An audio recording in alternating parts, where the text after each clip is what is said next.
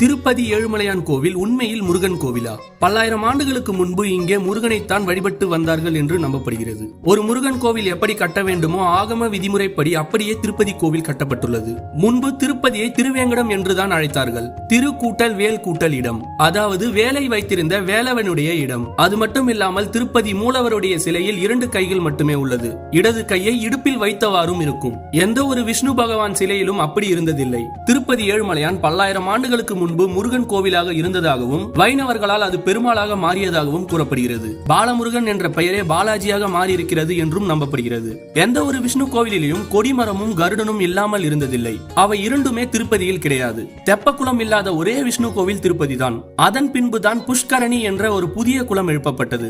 இவை மட்டும் இல்லாமல் எந்த ஒரு பெருமாள் கோவிலிலும் மொட்டையடிக்கும் வழக்கம் இல்லை, திருப்பதியை தவிர. கருடனுக்கு சன்னதி இல்லாத ஒரே கோவில் திருப்பதி தான். குன்று இருக்கும் இடமெல்லாம் குமரன் இருப்பான்.